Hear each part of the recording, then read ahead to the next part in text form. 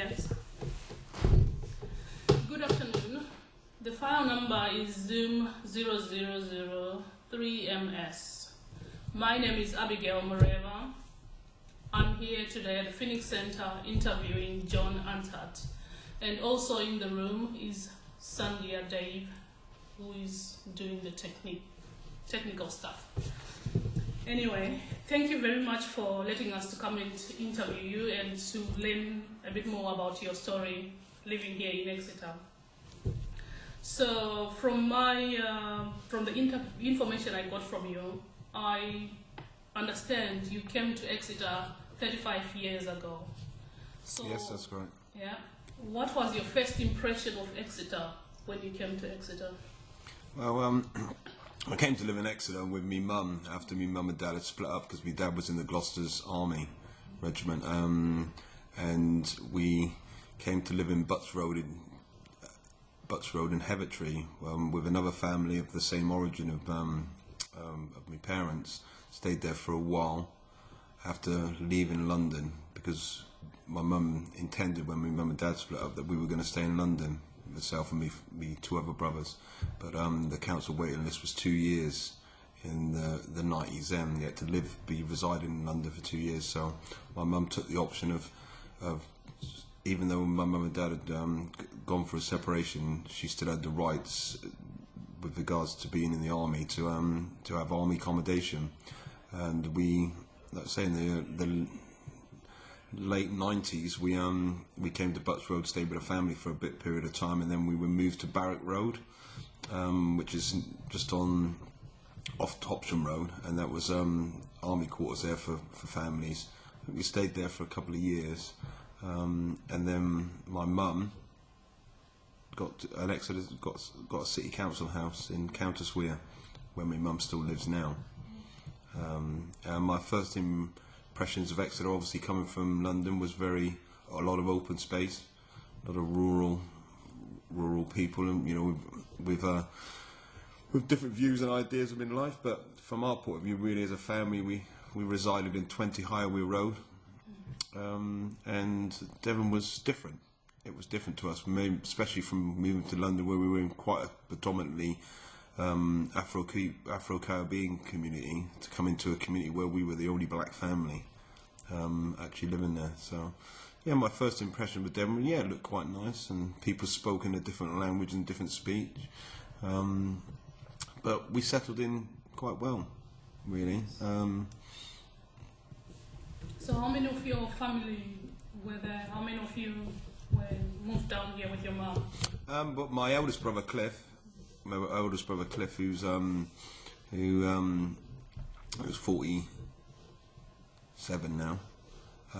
Obviously myself being 45. Then my younger brother David, who now is 44.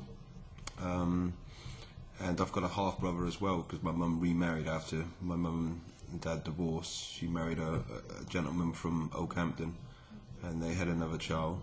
So I've got a half brother as well who's living in London at the moment, I think, but I haven't spoken to him for many years. So this means your education was mainly down here in Exeter? Yeah, my first school I went to, because my mum was very Roman Catholic, we were brought up as quite a Roman Catholic family. My mum and dad were very religious in that side, so I went to a school now which is shut now and it's moved up now, St Nicholas Roman Catholic School, which is along Topsham Road, which is now at Ringswell Avenue now. I went there for the first couple of years, and then went to ISCA, which was Priory High School at that time, which is now called ISCA. So how did you find being in school with, obviously in Exeter there weren't many children from black and ethnic minorities. How did they interact with you at school?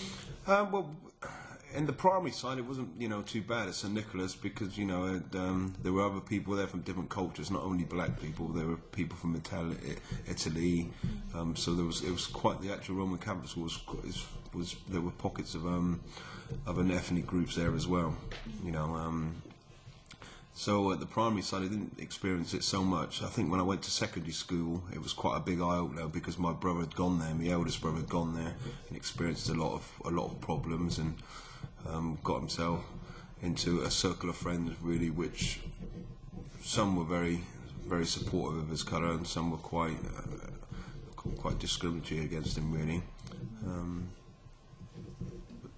Yeah, just in general, what kind of problems did you experience? Well, obviously, the identity of skin colour, which at the time was quite highly publicised in the 90s with black footballers, music, and how people perceived black people. We were stereotyped, really. And yes, it was, at times it was quite difficult. But I dealt with things a lot different to my brothers. My brother was quite very confrontational at times and very argumentative, whereas I sort of just ignored it and just carried on regardlessly and just focused on my education, really. Yeah, you said you lived in London before. Yeah. How did you sort of compare the two? We only lived in London for a short period of time. I would say a couple of months, really. We sort of with one of my mum's family from the Seychelles as well, my auntie and uncle. And I think there was not so much open space. Everyone was very confined, and we lived in Westminster, so it was a bit. It was just different, but when you walked out your door, you identified clearly there were other people of the same colour, and not as much as it made any difference to me. At a young age, it really did make any difference until I came to Devon. I think Devon opened my eyes, really, and that was a good education, really, on how people perceive black people, because I clearly identify myself as black, as much as my parents, my mother, my dad and parents are from quite a black dominant family. I'm quite light skinned in myself, but never. So yeah, I understand you've got families obviously in London and Seychelles. Where do you sort of, as a family, keep strong family ties? Well, I think my dad lives in Blackpool now. He's living up there in a flat. I communicate with him. And my mother obviously lives in Exeter in Countess Weir. I think Devon is, because I married a Devon girl, I've sort of identified Devon really as my base, really. Yes. And coming from the Seychelles, do you speak any other language? No. No. So what languages do they speak in Seychelles? It's like Pidgin French, they call it. Seychellois. Ah. Seychellois. I've got an auntie that lives in Hyde Park, which is my mum's sister. She's the only, and two cousins as well, from my mum's side of the family. The dad's side of the family, none of his family live in England. They all live in the Seychelles. Yes. And we sort of touched a bit on your education. When you finished your primary and secondary school, did you go to college or? Yes, I was quite fortunate. In the 1980s, I left Priory High School at the time in 1984 with some good qualifications, and I was very, as much as the academic side was a bit of a struggle, I left school with some GCSEs and some good foundation building skills. And I went to Exeter College for 4 years. I got given a youth training scheme at that time as a mechanical engineer. But I had options when I left school. I was very sport orientated. I could have had a trial at Exeter City Football Club because I was very sports orientated and very good footballer. Or I could have become a bricklayer or an engineer. And I decided on the option of engineering, because being indoors and probably learning something. So I went to Exeter College for about 4 years, studied there and got a mechanical engineering foundation qualification. So I was a maintenance engineer at Helmet Alloys in Soughton at Heron Road. So I did my apprenticeship there. Yes. So yeah, that's why I did my training at Exeter College. So how many years did you do your engineering for? I did it for about.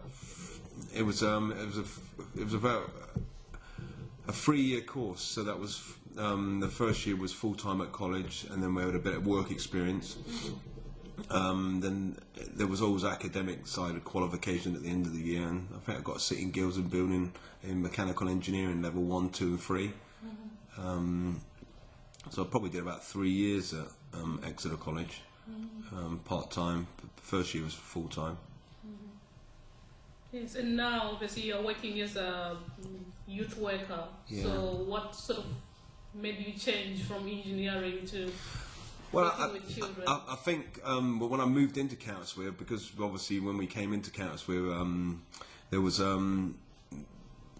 I've sort of formed some really good relationships with people. Obviously, because we found we were very into sport. My brothers played football as well, and there was a local football team that was playing in the community. Really, we sort of got involved with that. And then the real driving point for me really was actually entering the youth club. You know, we used to attend at that time. The club used to be open about 4 nights a week, and it was quite high. It was quite a good forum for the people, young people within that community. To attend, boys and girls, and I very enjoyed it, you know, because I didn't have a lot of male role models in my life. I met a community tutor at the time who supported me very well, and other youth workers, listened to the young people, what we wanted to do, and, you know, high on our agenda was sport. We wanted a football team, and we formed a football team within the community, you know, being run and supported by the youth workers, and we started off on a Sunday morning playing in a football local league. But the league's still established now, still playing. But that's how I got involved within the community, and I quite enjoyed it. Many years I spent attending the club as a member, and then an opportunity arose just before when I was doing my training as an engineer at Helmet. An opportunity arose where you know, they were looking at people coming and doing volunteering. I was getting a little bit older, and I wanted to still keep me linked within the club, so I applied for a part-time youth workers job there. You know, started off as a volunteer, went through the realm of volunteering, got all my training qualifications, then they employed me as a part-time assistant youth worker. It was then, and I sort of developed my work within the community as well, but enjoyed it. You know, I enjoyed it, and, you know, I just enjoyed the community side. It did a lot for me when I was young, and I thought, you know, there were probably other people that I could help and contribute back into giving something back in the club, really, and that's how I started my career in youth work, really. So now, day to day, what does your job involve? Well, my job involves now, actually, I'm the area youth worker for the Phoenix Club in Wamford District. I've been here since 2003. Prior to that, I've had quite a few other professional roles. So I was a mechanical engineer at Helmet.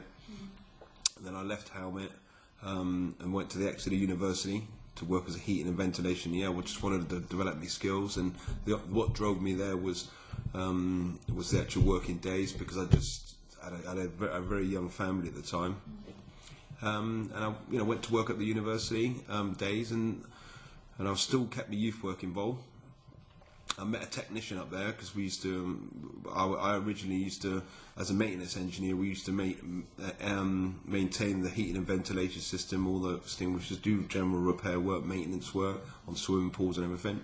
And I started at St Luke's, and then I went up to the main site and met a technician up there who I got talking to, really, very similar age to me, you know, just going through training. And he was talking to me. He said, "Oh, you work in the community and that." He said, "You ever thought about working with problem children?"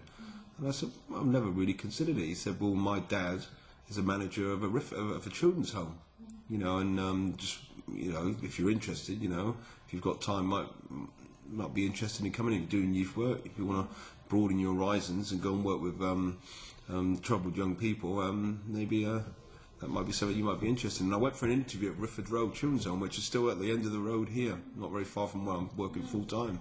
Went for an interview there and got appointed as a relief residential social worker working in children's home.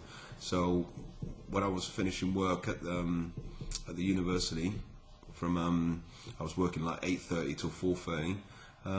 I used to go into children's home. I used to go in and just socialise with the young people and take young people out, just on trips, and just, you know, because I had a full driving licence, you get in the car and just take a lot of young people out, just support them through activities. And then the manager of that unit, who employed me, then went to work at the Atkinson unit. as a full-time manager, and at the time there were, they decided to extend secure children's homes because of a lot of young people being contained in custody, and some of them put themselves at risk and struggling in that environment of an adult prison. So they extended the bed ratio from, I think it was 8 to about 16 beds.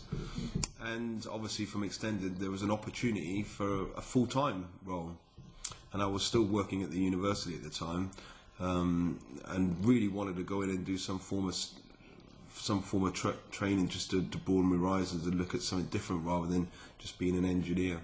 And I went for an interview at the Atkinson unit, the old Northbrook at Beacon Heath. There used to be the Northbrook place where the swimming pool's still located there, but the whole site now is actually a development site now. It's a housing estate. And I went there for an interview, and I got offered a job as a residential social worker at the Atkinson unit.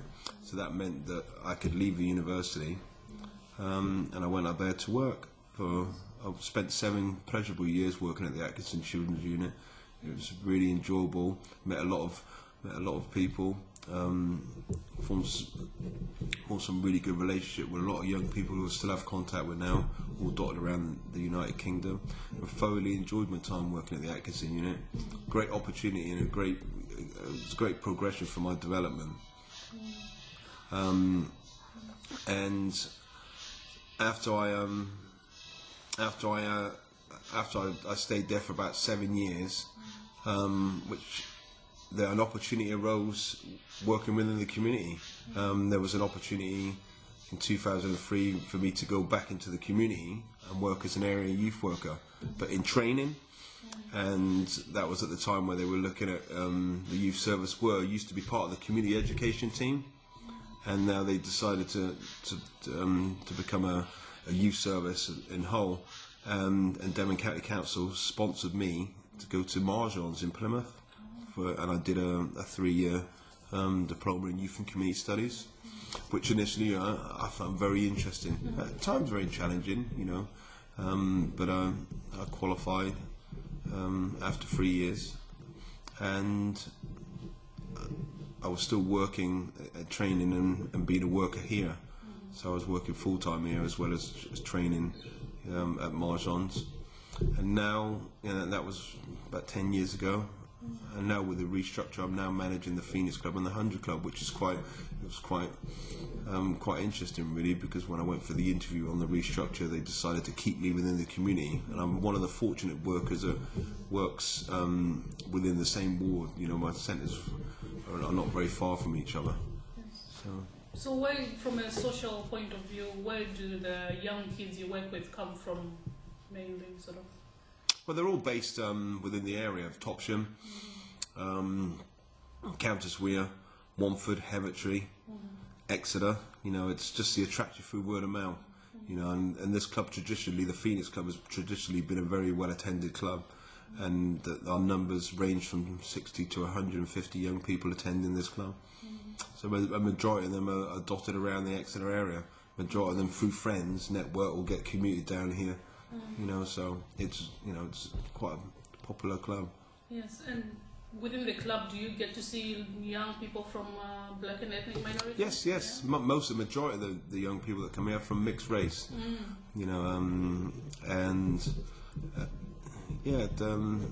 Some have been moved down from other parts of England that have moved down here for personal reasons, really, or just. But yes, I do engage. Not a high percentage. It's still very. I would say it's only a small percentage of ethnic minorities that come here. And what do they how do they feel about the club?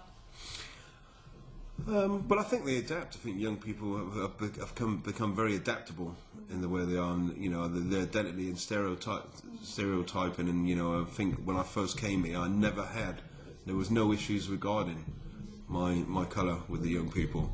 I'm not saying that I never rose above. There were issues. But I think I think I was very accepted here. And I think due to my history of me going to school with the parents of some of the siblings that were here, most of my parents knew who I was, and knew you know, I had a good relationship with some of them as well, really. So. So what challenges do you think these young people from ethnic minority might face, sort of, or maybe within the group, or just generally, like in today's Exeter? Well, I think that most of the young people, I think a lot of that's got to do with the media. I think the media has a lot of influence on young people and how they thought and how they perceive things. Young people still feel that I still feel that young people have got this mindset about people still coming over to this country and taking over jobs, but be it black or Polish or any ethnic group. So, you know, we do a lot of work around personal identity and discriminatory, you know, actions and, you know, homophobic views. So, you know, I think most of them really they're quite accepted, and you know, I think they're quite accepted, and I think a lot of that's probably due to a lot of them not being treated any different because the full-time worker, you know, and we've had very minimum incidents of racial harassment for a lot of the young people here. I think I've experienced that more as a full-time worker, you know, rather than the young people, really. Yes. We've gathered from our discussion you brought up as Catholic. Do you still... No, I don't. Why not? No. Why not? Yeah. I think my mum was very, you know, she was very regimental in how she was brought up, and I think for her upbringing, it was very instilled in her. And I think to the degree my mum got to the stage where she, you know, we would go to church on Sundays when all our friends were in the park and we all dressed up smart. I mean, most of our sons accepted it. We took a little bit of banter from it, but I think my mum after we left school, you know, my mum still went to church, you know, and I supported and, you know, support my mum's beliefs and everything, but decided that, you know, my eldest child was christened in the Roman Catholic church, and, you know, the ex-partner wasn't very religious in herself, you know, only perceived church as occasions to go to church for funerals, weddings, and, you know, and baptisms and christenings and nothing else really. But it's not sort of something that I've not really sort of followed through really, and I've not really promoted it the way I was brought up with my children, because I knew, you know, it just be conflicting really. Yes. So are there any festivals or, I don't know, anything you sort of practice in your family? I don't know. No. Yes. Only the British season of Christmas, Easter, Christmas, Easter, New Year's Eve. But no, nothing culturally we actually practice or follow. So being from the Seychelles and came from the Seychelles, obviously now you're British, do you still sort of, does your family still keep in contact with people from... Yes, my mum still has a very good relationship. She's got a brother, you know, obviously her father and mother have only recently passed away, and I've met my grandparents. I've never been over there to the Seychelles. I've never been over there. It's something that I'd love to do. I'd love to take my children over there and revisit our roots, but unfortunately it's just the cost side of it, you know. It's just too expensive, but it's something that I've always wanted to do, always wanted to go back and see. Even though my mum and dad's relationship were very distant, I still like to go and visit my dad's side of the family. And I spoke to my dad only recently. He's considering going back to live in the Seychelles. So he's got quite a large family back there, as well as my mum's. You know, and I've met my mum's brother who's come over. He frequently comes over. His wife's he's a builder over the Seychelles, and she's a teacher. So it'd be a nice holiday, and you know, it's just the cost side getting over there. Really, it looks nice on the brochures. Yeah, it is, right? Yeah. Yes. So there is no, like, especially like for your mom, support groups for people from Seychelles, or no, just gets on with people in I just think, you know, my mum's just sort of adapted to society really. So I don't think she's lost her identity, you know, with to who she is and where she is, and you know, and she's got quite a lot of close friends who have ethnic backgrounds as well, not only from the Seychelles. She's got a friend that's from Malaysia that lives in the community as well, that's only lives up the road from her, and she's got children, you know, with an English gentleman. Yeah. So I don't know, if we move on to the city, which part of Exeter would you sort of like? Do you love most of Exeter? Counter Square and Topsham. Why is that? Because you live there. I sort of I think it's got a lot of memories for me. You know, as a young person moving there, I mean, mum's still living there. Very, very close community. You know, we made a lot of friends there. Still see a lot of my friends' family. Had a really good family link. So, as much as them all being very white, white British people, you know, I just got a lot of. And what do you like most about the city? What do I like most about Exeter?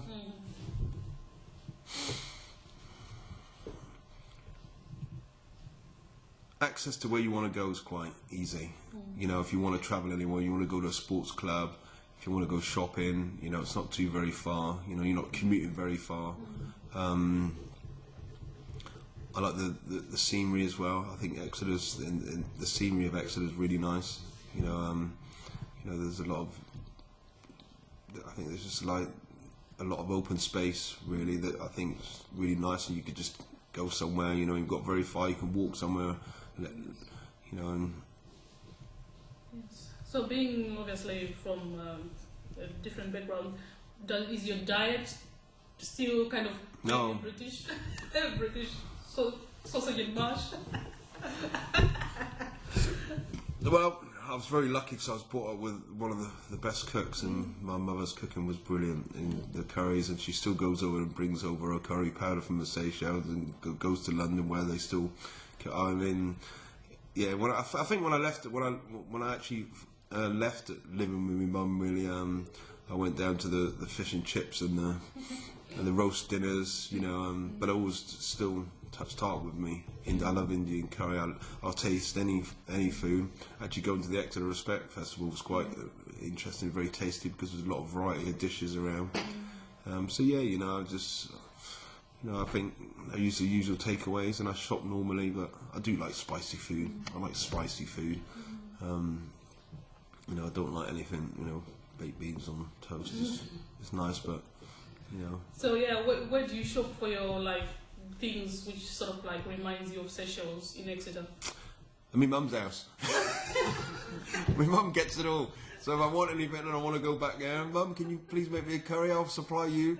I think my mum shops a lot of darts. Darts Farm, you know, just outside the side of Topsham, you know. She shops up there. The quality of meat is a difference. It's the quality of meat. With regards to any cultural food that she uses, I think she uses just a general. I think she's a Marks and Spencer's. She loves Marks and Spencer's, you know. I wouldn't dream of going there because it's a bit expensive. Me, I just use the local shops, you know, the local one-stop convenience stores, the Lidl's, you know, Tesco's. I pop up to Tesco's once in a blue moon, so, yes. You know. Yes, you know, being a youth worker, do you yourself play any sport now? No, I think I sort of. When I came to the Phoenix Club, we had quite a lot of problems, a lot of large groups of young people, and I sort of captured a few of them. That always kept reflecting on what it was like when I was young, you know, just people giving me the opportunity. And I remember, you know, we were having a lot of problems in the community when I first came here, so I had to be very creative in what I wanted to do, and you know, and offered them, the young people, something that was very similar to me, sport. You know, what do you want to do? Just sat them all in here, you know, in the club, you know, about 80 to 100, and said, no, what would you like to do? And I said, you know, one of the most important things in my eyes was really very important that I learned really early was respect. I thought respect was very important. I thought without boundaries there's no care, and I felt people around here, as much as it was labelled as as a deprived community around here, I still felt that when I went into a youth club when I was young, I was educated in respecting the elders. If you had issues regarding people, you voiced them in a diplomatic manner. And I think society changed so much from when I was young. You know, the respect for people, especially in this community, it's sort of gone downhill really. And you know, the police were having trouble as well, trying to accommodate. You know, young people, quite a lot of problematic people. I sort of captured the views of the young people. You know, as a youth worker, I listened to them and I supported them in what they wanted to do. I played, you know, we set up a football project which was very successful in this community. You know, and we entered leagues. We started off in the sports centre, then entered leagues, won league titles. You know, and did really well. But got to the stage where the facilities here weren't adequate enough for my teams to progress due to restrictions on the premises and sort of we're a brilliant. We've got a very good reputation, the Phoenix Club, as a football club within the community. But that's in general. There's always been a lot of traditional football teams. The Dolphin were really popular in the community here, so it was very,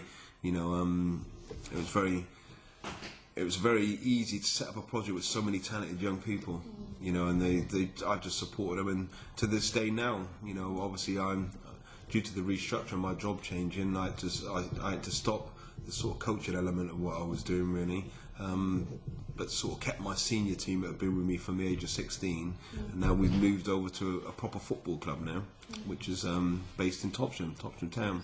So I'm the actual manager there now of the actual football club, which has 4 teams, ladies teams and youth teams. So I'm the senior manager there for the team, and I've been fortunate that my players have been very loyal to me, and I've actually come across and enjoyed my company, and I've supported them very well. So I'm enjoying that challenge at the moment. There's so much opportunity to develop. Why would you think like your young people sort of like are very loyal to you? Why is that? Because I've always been there to support them. I think difficult times, and I remember when I was young growing up, having difficult problems in life, and experiencing problems of not having the opportunity of being employed, really struggling, having a lot of health problems as well, and I think they've been loyal to me because I've always been fair and supportive of them, really. And I think and we've always been successful. Initially it was difficult, but we've always been successful, and they've enjoyed it, and they've always come back, really. So got a lot of made a lot of friends through football. Yeah. So do you work in a team, or do you have other people working with you? Yeah, well, I'm one of Exeter's. We've got other youth clubs in Exeter as well. I work with an area youth work. We've also got street provision as well. So I'm in. Now we've just amalgamated with Exeter. It's Exeter East and Devon teams. So we've sort of come amalgamated with Exmouth, Sidmouth, Ottery, Axminster, Honiton. So we've all become one service, all working, in the Exeter East and Mid team, due to the restructure. Yes. And moving on to sort of media-wise, what do you like to watch in television and whatever? I always used to like watching old school. Yeah. Old school, when I was growing up, it was quite, the media covered a lot of Grange, the Grange Hill, and it had a real good base of people from communities, and it's a good balance. And I think Grange Hill was something I watched a lot when I was young. I watched a lot of sport as well, really. Watched a bit of Coronation Street because my mum used to like watching that. Anything that bear resemblance. I really enjoyed watching films. Anything that bear resemblance to what was happening in society. Popular films. Always interested me. So which team do you support? Anything? I'm a Tottenham Hotspur fan, and I'm very proud of that. I'm very proud of it being a Tottenham Hotspur fan. So how does one become a supporter? Because I'm always intrigued by people sort of like, people in middle of Africa supporting Manchester United. Yeah, but I was quite lucky, and that was probably because when I went to the youth club, the 100 Club, the community education youth was a Tottenham fan, and I remember he got tickets to watch Tottenham play at Wembley, and because I'd supported him very well, and he asked me if I wanted to go up with him, and I said, yeah, I would love to go up there, and I just got captured by the atmosphere and the passion of Tottenham fans. I've been to White Hart Lane. I've taken young people from this youth club to White Hart Lane. I've followed them quite closely. Steve Perriman, who's also linked with Exeter City as well. I've met Steve Perriman, and just enjoyed it. Just like that team, and but I also like going to other arenas. It's not all about Tottenham to me. I like visiting other football arenas. I've been to Old Trafford, been to Goodison Park, been to Aston Villa, and it just. But have you ever been to Exeter City? Yes, I've got a very good relationship with Exeter City as well, really, because they've been very supportive of us down here in the club. And yes, especially a few of our youth members have gone through the apprenticeship route. One of them is a professional footballer there now as well, doing really well. So yeah, I have a very good relationship with Exeter City. Yes. What do you think of the there is a lot of media now reports in football about, obviously racism and yes. But I was always a great believer, and I was always educated that sport was a great opportunity to bring people together, and sport was always, never bring politics into sport. And I think, and I think they've come such a long way with kicking racism out of football, but it's still evident. It's pretty clear there's still evident. It's only the minority that spoil it for the majority. I think all the work that they've done, has been great. And I think, the recent events on telly, are being more highlighted, and it needs to be dealt with. And I've experienced that as an amateur footballer as well, in more rural settings. I've experienced that as a young person, being assaulted on a football pitch, being chucked bananas, as a young age, and I always rose above it and just let the football do the speaking. Whereas my brother took a different reaction. He was more confrontational and very opinionated to a degree. I just always took a diplomatic view in football. I let the ball do the talking, and I was a very good athlete. So, I made friends through being quite talented, really, in the sport of football. I also captained Devon as well. I captained the Devon team. Yes. So what other aspects of racism did you experience? Do you see within, like, say, sport, football, young people you work with?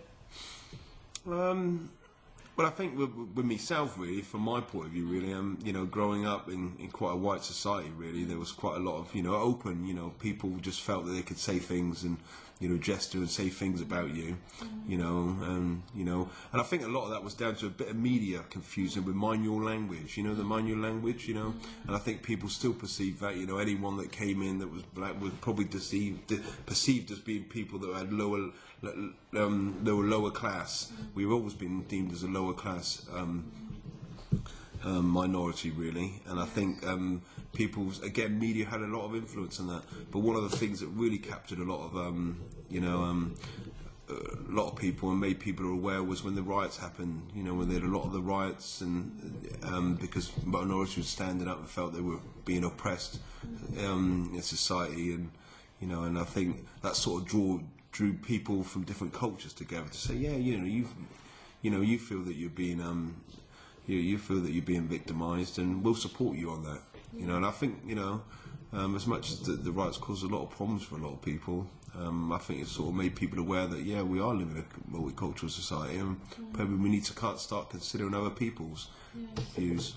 And so, just going back, like where you live, have you experienced racism in your community? Like, oh yes, when I was growing up, more than when I was growing up. Yeah, very much so when I was growing up. People just openly calling you names that they wouldn't be able to call you now. And it was quite frequent. Yeah. So I think during those times, did you manage to, were there any sort of people you could tell about this? Nobody really, apart from talk to your mother. And then my mother didn't really need the burden of that, and that was quite good about going to a youth club and being able to talk to other people about it. Talking to the youth workers, talking to my peers. And teachers as well. Teachers were very supportive at the time. So you say people, they, like being racially abused. What sort of names did you get? Just call me Chalky, Wog. That was quite one. That was quite, nigger was quite a frequent word used quite a lot, especially with the Roots. The Roots program. That was all brought up, and that was quite. People were watching that on telly and seeing how it was and thinking, coming out and making comments, hey, you deserve to be chained up, and but I think a lot of that was determined by the media as well, you see. And that, as much as that was a good educational story for a lot of people, the Roots chapter, and I thoroughly enjoyed that, and I think, but media had a lot of influence on communities and people's views, but there were still a lot of people that were really ingrained in how they perceived black people living in the communities, and it was quite difficult. My mum experienced a lot of it as well. So which sort of areas did your mum kind of experience racism? Well, I think more through bringing three boys up as a single mother. If we got in trouble or did something wrong, we had parents banging on the door and lecturing to me mother about, you should be here, you should be living here, you should be going back, go back to your own country, So do you notice much of a difference now as things have moved on from your generation? Oh yes, and your considerably. family? Yes, your young. Considerably a lot of difference now. People are aware they can't say things that they could say 10, 15 years ago. Yes. Yes. Moving on. And so I think you said, talking about identity. How do you sort of like identify yourself? I'm Black British. Yeah. Yes. I have no problem taking a form. You know, identify black. At times I put black other because I do, but I also, you know, I identify myself as being Black British. I was born in Wrexham in Wales. I never resided there for a while. One of my brothers was born in Germany, Berlin. One of my other brothers was born in Torquay, and my other half brother was born in Devon, Exeter. So I always identify myself as Black British or Black other. So how would you answer the question, where are you from? You know? Where am I from? Where am I from? I'm from the United Kingdom. Yeah. Not England, the United Kingdom. Yes. What message would you like to give to Exeter people? To everybody in Exeter? Yeah. Or to the minority groups in Exeter? To everyone. To minority groups and everything, I would say, you know, times are very difficult at the moment. If anyone offers you an opportunity to express your aspirations in life, take them forward. Do something for yourself. Make yourself and your families proud of who you are. You know. What would you like to change about Exeter? What would I like to change about Exeter? Like now, are there any things you think, you know, this could be better, this could be Well, done differently? I personally think we should have a festival every month. I think there should be a cultural festival and there should be things going on for all cultures every month. Not the Exeter Respect, which is a brilliant event. For 2 days that was, sorry. You know, it's a brilliant event. I think there should be more multicultural events, not only for black minorities, but everyone, even for British people as well. I think we should celebrate Christmas every day. I think we should, you know, we should enjoy. Why do you think that would be good for people? Because people will interact more. There would be, you know, there doesn't seem to be a lot of community cohesion now. There doesn't seem to be the community spirit. You know, it's very institutionalised. Either you're part of a club or you're in a pub. You know, and people now don't socialise together in groups and families. You know, and I think, you know, that's something that I really enjoyed when I was young, and there was a lot of that going on. You know, like fetes, festival, you know, little events, you know, shows, variety shows. But now, unfortunately, you know, there's a cost to everything now, and that's why people are deterred. Yes, I think we are coming to the end of our interview. So, just going back to the beginning, just being nosy. How did your parents meet? Both my parents. My dad was obviously my parents lived in the Seychelles, and my dad was in. I think he was a police officer in the Seychelles, and my mum was very young when she met my dad, and I think he left there and then decided to go to join the army, to join the Gloucesters. My dad's not white, no. My dad's his father was Seychelles. His father was Chinese, and his mother was Seychellois. So I think. And my mum's parents were both of black origin, but my dad's very light in his skin. He looks very Chinese looking because of his, you know, but his mother was very dark lady, and his dad was very Chinese, but very fair skin. So, you know, that's probably where I've just covered my texture and my colour. But my mum's very dark, very dark. Yeah. Is there anything you want to say? Anything you just... Well, for my, you know, I've got four beautiful children through my first marriage. Yeah. I'm not married at the moment, My eldest daughter is 22, and she's working. She's a hairdresser. My youngest daughter, my eldest daughter's 23 at the moment. She's 24 this month. The next daughter, she's 22 and she works as a dental technician in training. My youngest son's only in part-time employment. He's 20, and he works for the city council.